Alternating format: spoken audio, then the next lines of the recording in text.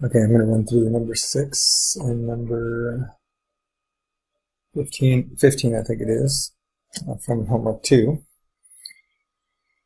So in this one they're asking to find the average rate of change, and we know that's just slope. So we want to do g of x plus h minus g of x all over x plus h minus x.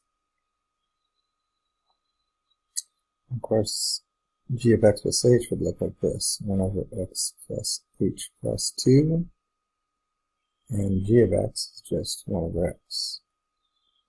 And that bottom, of course, x minus x is 0, so that's just an h. Get common denominators in the top.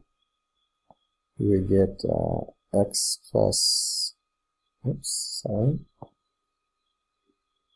I messed up here. That should have been an x plus 2 there. There we go. So the common denominator of these two would be x plus h plus 2 times x plus 2.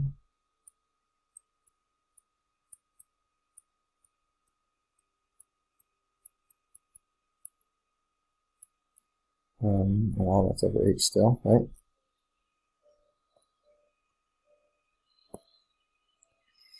So to get the right common denominator up here, I have to multiply top and bottom by x plus 2. So this would be x plus 2.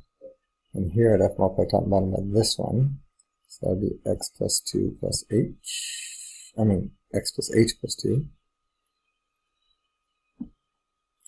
And if we combine those two, we get the x's cancel out, the 2's cancel out, and left with just an h on top.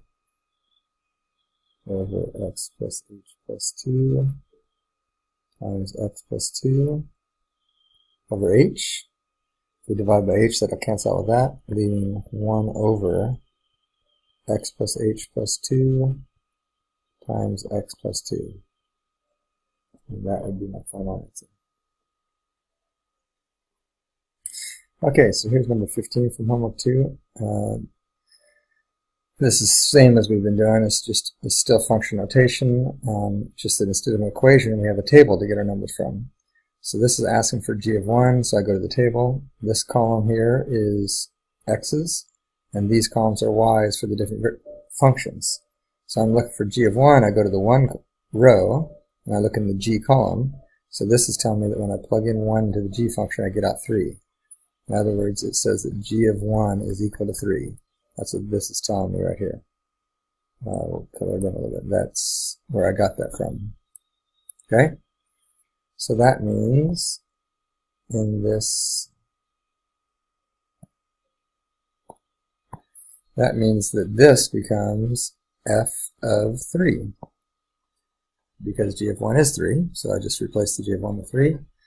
So now I'm looking for f of 3, so I go over to the 3. So here's the, I'm going to get a different color here. So we go to the 3 row, which is right here. And we look at the F column, which is right here.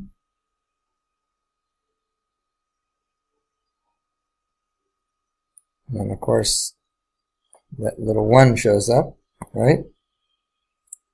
So that tells us that